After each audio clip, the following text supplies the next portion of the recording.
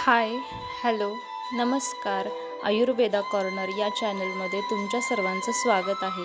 मी तुमच्याबरोबर शेअर करणार आहे हर्बल शॅम्पूची रेसिपी.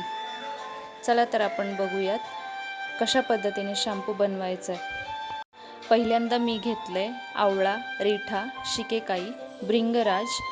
त्याला छान धुवून घ्यायचं आहे, कारण की यात माती वगैरे असते, म्हणून आपल्याला हे वॉश करून घ्यायचं आहे पहिल्यांदा.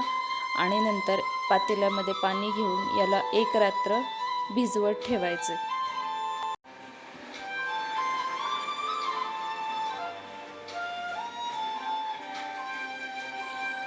हे भिजवून झालेलं आहे, तर आपण यात एका पातेल्यामध्ये पाणी घेणार आहोत. आणि यूज करताना ॲक्वाचंच पाणी यूज करायचं आहे, फक्त बोरचं वगैरे घ्यायचं नाही आहे.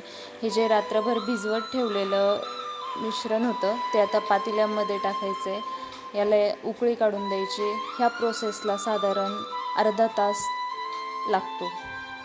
हे उकळतं आहे तोपर्यंत आपण बघून घेऊयात अजून सामग्री काय लागते ते. कोरफड, कढीपत्ता, थोडी लिंबाची पानं, जास्वंदाची फुलं, तांदळाचं पीठ, व्हिटॅमिन ई कॅप्सूल, रोजमेरी, मेथीदाणा, गुलाब पाणी, जवसाचे बी आणि शॅम्पू बेस. हे जे उकळलेलं पाणी आहे ते कापडाच्या किंवा चाळणीच्या साहाय्याने गाळून घेणार आहोत. आणि यात आपण आता पुढचे काही सामग्री टाकणार आहोत.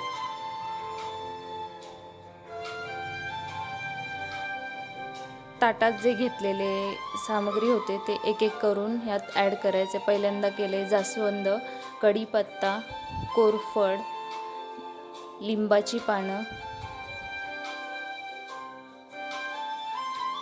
रोजमेरीची पानं आणि नंतर तांदळाचं पीठ.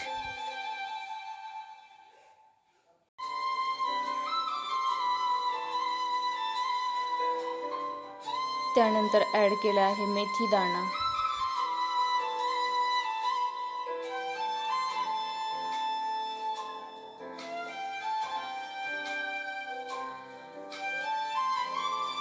त्यानंतर गुलाब पाणी,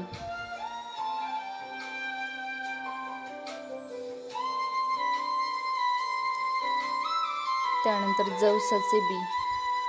ह्या साहित्याचे प्रमाण सगळं एक एक वाटी आहे. आणि आवळा 100 ग्रॅम, रिठा 100 ग्रॅम, भृंगराज 100 gram, shikakai 100 gram. Soap base आहे 1 लिटर. आता हे सगळं ॲड करून झालेलं आहे आपलं. याला परत गॅसवर ठेवायचं आहे आणि पाणी ॲड करायचं आहे थोडं. मेक शुअर ॲक्वाचंच पाणी यूज करा. आता हे शिजल्यानंतर रिठामधले बी काढून घ्यायचे. बी काढून यात जे शिजवलेलं आहे ते एक्स्ट्रॅक्ट काढायचं आहे सगळा. हे बघा, अशा पद्धतीने सगळं हाताला चोळून चोळून काढायचं आहे.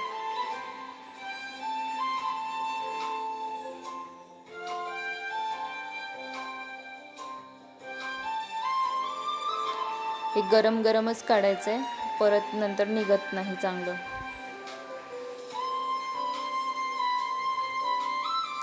हाताला चटके बसतात, सो काळजी घ्या.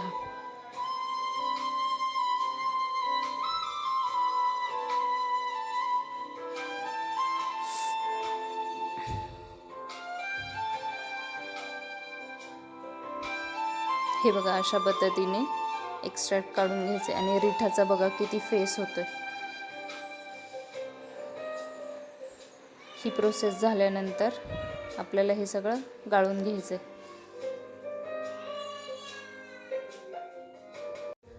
गाळून घेतल्यानंतर यात मी ॲड केले व्हिटॅमिन ई ऑइल. याच्या मी 10 कॅप्सूल घेतल्या होत्या. आणि त्यानंतर ग्लिसरीन 1 वाटी नाही घ्यायचं आहे, अर्ध्या वाटीला थोडंसं कमी. जास्वंदाच्या फुलांमुळे हा शॅम्पू लालसर दिसतोय. यात आपण ॲड केलं आहे शॅम्पू बेस.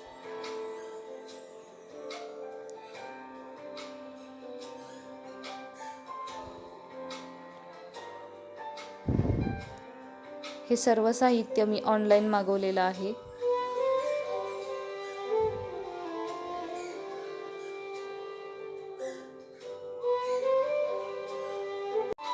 ह्या शॅम्पूमध्ये आपण कोणत्याही केमिकलचा वापर केलेला नाही आहे, त्याच्यामुळे याचं बेनिफिट असे की केस छान वाढतात, मऊ होतात. शॅम्पू केल्यानंतर कंडिशनर लावायचीही गरज पडत नाही, इतके छान मऊ होतात. तर कशी वाटली रेसिपी? लाईक करा. थँक्यू.